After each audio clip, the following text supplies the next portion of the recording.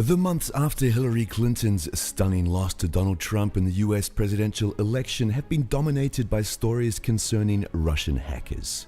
If US media reports are to be believed, swarms of fancy bears and cozy bears have been roaming the grisly steppe in order to throw the election to Donald Trump by revealing the corruption within the Democratic Party and the Hillary Clinton camp.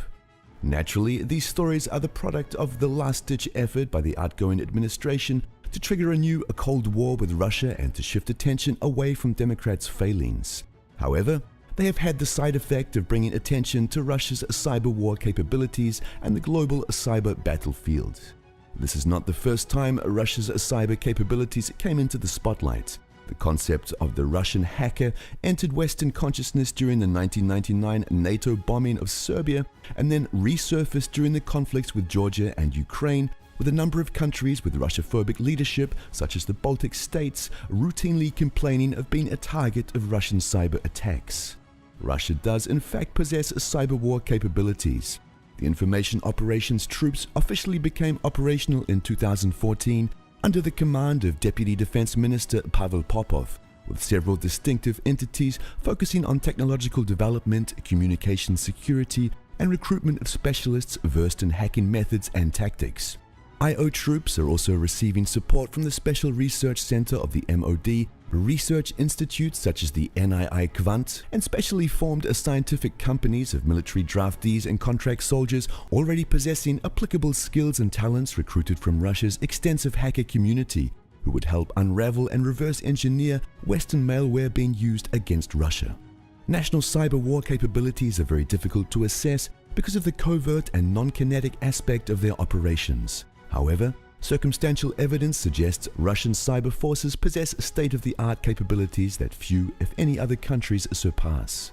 Obama's and McCain's dismissal of Russia as an inconsequential and backward country is ludicrous when one considers that it possesses the combination of capabilities required for waging cyber warfare effectively, mathematical and programming prowess. The skill of Soviet and Russian mathematicians is evident in the realms of nuclear and spaceflight technologies, where Russia has been a world leader. Russia is also home to a sophisticated programming culture born out of sheer necessity. Once USSR began to fall behind the West in processor power, that lag forced its programmers to become efficient at writing code that could perform without overtaxing limited processing power.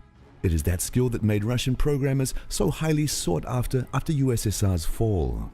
Russia's cyber war prowess is also testified by the fact that there is not a single cyber operation that can be definitely ascribed to Russian state operators.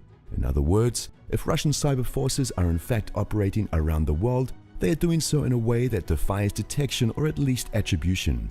It is also evident that the US government has proven to be extremely wary of entering into cyber conflict with Russia.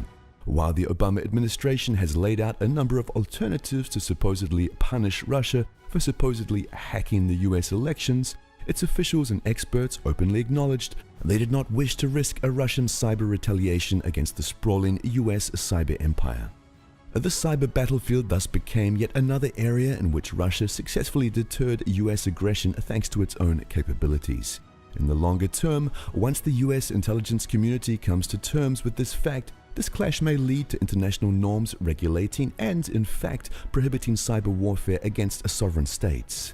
Ironically, it is Russia that has been consistently proposing an international legal framework governing cyber operations, starting with the 2009 proposal for an International Information Security Treaty and the 2011 International Code of Conduct for Information Security that was presented to the UN General Assembly.